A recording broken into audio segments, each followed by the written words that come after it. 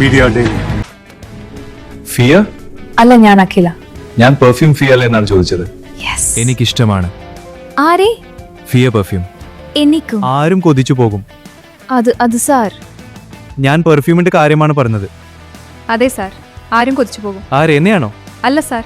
അതെ, ആരും കൊതിച്ചു പോകും. ഒന്നരികിലെത്താൻ ഫിയ പ്രീമിയം പെർഫ്യൂം.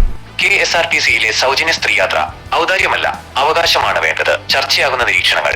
നിയമസഭാ തെരഞ്ഞെടുപ്പിലെ UDF മുന്നണിയുടെ പ്രധാന വാഗ്ദാനങ്ങളിലൊന്നായ KSRTCയിൽ സ്ത്രീകൾക്ക് സൗജന്യ യാത്ര അധികാരം ലഭിച്ചതോടെ നടപ്പിലാക്കേണ്ട ഉത്തരവാദിത്തം സർക്കാരിലേക്ക് നീങ്ങുമ്പോൾ വിഷയത്തിൽ പുതിയ ചർച്ചകൾക്ക് വഴിവെച്ച് പൊതുജന പ്രതികരണങ്ങൾ. നിലവിലെ പ്രതിസന്ധികൾക്കിടയിൽ ഈ പദ്ധതി എങ്ങനെ പ്രായോഗികമാക്കുമെന്ന ആശങ്ക ശക്തമാണ്. KSRTC ലാഭത്തിലോ നഷ്ടത്തിലോ? സാധാരണ സ്വകാര്യ ബസ്സുകളുടെ ലാഭവുമായി KSRTCയെ താരതമ്യം ചെയ്യുന്നതിലെ യുക്തിശൂന്യത ചൂണ്ടിക്കാണിക്കപ്പെടുന്നു. രാജഭരണകാലം മുതൽ പൊതുജനങ്ങൾക്ക് സുരക്ഷിതവും സുഖകരവുമായ യാത്രാ സൗകര്യം ഒരുക്കുക എന്ന ലക്ഷ്യത്തോടെയാണ് പൊതുഗതാഗത സംവിധാനം സംസ്ഥാനത്ത് പ്രവർത്തിക്കുന്നത്. ലാഭനഷ്ട കണക്കുകൾക്കപ്പുറം KSRTC വലിയൊരു സാമൂഹിക ലാഭമാണ് ഉണ്ടാക്കുന്നത്. യാത്രാ ചെലവ് നിയന്ത്രിക്കുന്നു. ഈ പൊതു സംവിധാനം ഇല്ലായിരുന്നെങ്കിൽ സ്വകാര്യ ലോബികൾ യാത്രാ നിരക്കുകൾ കുത്തനെ കൂട്ടിയേനെ. തൊഴിലവസരം. 10,000-കണക്കിന് കുടുംബങ്ങളുടെ ജീവനോപാധിയാണ് ഈ പ്രസ്ഥാനം. വിശ്വസ്തത. അർദ്ധരാത്രിയിലും സാധാരണക്കാരന് ആശ്രയിക്കാവുന്ന ഏക പൊതു സംവിധാനമാണിത്. യാത്രക്കാർക്ക് കുറഞ്ഞ ചെലവിൽ മികച്ച സേവനം നൽകുന്നതിലൂടെ KSRTC യഥാർത്ഥത്തിൽ എക്കാലത്തും ലാഭത്തിൽ തന്നെയാണ് ഓടുന്നത് എന്ന് വിലയിരുത്തേണ്ടി വരും. സൗജന്യമല്ല, ചെലവ് കുറഞ്ഞ അവകാശമാണ് പ്രധാനം. സ്ത്രീകൾക്ക് സൗജന്യ യാത്ര നൽകുന്നതിനോട് ഒരു വിഭാഗം ആളുകൾ വിയോജിപ്പ് പ്രകടിപ്പിക്കുന്നുണ്ട്.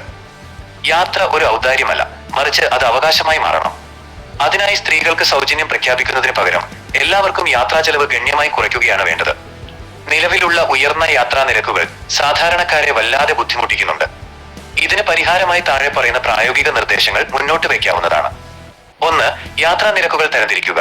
ലോക്കൽ ചാർജ്, കൃത്യമായ ഇടവേളകളിൽ ഉപയോഗിക്കാവുന്ന സീസൺ ടിക്കറ്റുകൾ എന്നിവ ഏർപ്പെടുത്തുക. 2. പ്രത്യേക പിങ്ക് ഇലക്ട്രിക് ബസ്സുകൾ. സ്ത്രീകൾക്ക് മാത്രമായി പ്രത്യേക പിങ്ക് ബസ്സുകൾ നിരത്തിലിറക്കുക. ഇവ ഇലക്ട്രിക് ബസ്സുകളാക്കുന്നതിലൂടെ KSRTCയുടെ ദൈനംദിന ഇന്ധന ചെലവ് വലിയ തോതിൽ കുറയ്ക്കാനാകും. ഓർഡിനറി സർവീസുകൾ മാത്രമായാൽ തിരിച്ചടിയാകും. നിലവിൽ പ്രഖ്യാപിച്ചിരിക്കുന്നത് പോലെ ഓർഡിനറി ബസ്സുകളിൽ മാത്രം സ്ത്രീകൾക്ക് സൗജന്യ യാത്ര അനുവദിക്കുന്നത് ഗുണത്തേക്കാളേറെ ദോഷം ചെയ്യും. തലസ്ഥാന നഗരിയിലെ പോലെയല്ല മറ്റ് ജില്ലകളിലെ സാഹചര്യം. പലയിടങ്ങളിലും ഓർഡിനറി സർവീസുകൾ വളരെ കുറവാണ്. ഇത് സ്ത്രീകളെ കൂടുതൽ ബുദ്ധിമുട്ടിലാക്കാനേ ഉപകരിക്കൂ. അതുകൊണ്ട് തന്നെ പ്രായോഗികമായ പഠനങ്ങൾ നടത്തി കൃത്യമായ ആസൂത്രണത്തോടെ മാത്രമേ സർക്കാർ ഈ വാഗ്ദാനം നടപ്പിലാക്കാവൂ എന്ന ആവശ്യമാണ് ഇപ്പോൾ ഉയരുന്നത്. ഇനി ഒരു തൊഴിൽ തേടി വിദേശത്തേക്ക് പോകേണ്ടതില്ല. സ്വന്തമായ ഒരു ബിസിനസ്, സ്ഥിരമായ വരുമാനം നിങ്ങൾ ആഗ്രഹിക്കുന്നുണ്ടോ? നമ്മുടെ രാജ്യവും വളരെ വേഗത്തിൽ വളരെയാണ്, മറ്റു വികസിത രാജ്യങ്ങളെ പോലെ. ഇതാ, ഈ വളർച്ചയിൽ പങ്കാളിയാകുവാൻ നിങ്ങൾക്കും അവസരം. മാറുന്ന ബിസിനസ് സംസ്കാരത്തിനൊപ്പം നമ്മളും മാറി ചിന്തിക്കേണ്ടതുണ്ട്. വളരെ വേഗത്തിൽ വളർന്നുകൊണ്ടിരിക്കുന്ന ഇലക്ട്രിക് വെഹിക്കിൾ, അതിവേഗത്തിൽ പുരോഗമിച്ചുകൊണ്ടിരിക്കുന്ന സോളാർ പവർ സൊല്യൂഷൻ, ഇലക്ട്രിക് മേഖലയിൽ ഒഴിച്ചുകൂടാനാകാത്ത LD സംവിധാനം ഒരുമിച്ചൊരു കുടക്കീഴിൽ ഇയോൺ എക്സ്പീരിയൻസ് സെന്റർ. എവിടെയെല്ലാം ആവശ്യമായിട്ടുണ്ടോ അവിടെയെല്ലാം സ്ഥാപിച്ചു നൽകുന്നു, അതും നിങ്ങളുടെ ബഡ്ജറ്റ് അനുസരിച്ചുള്ള പദ്ധതികളുടെ. സ്വന്തമായോ പാർട്ട്ണർഷിപ്പിലോ വാടകക്കോ ലഭ്യമാണ്. കൂടുതൽ വിവരങ്ങൾക്ക് ഞങ്ങളെ സമീപിക്കുക.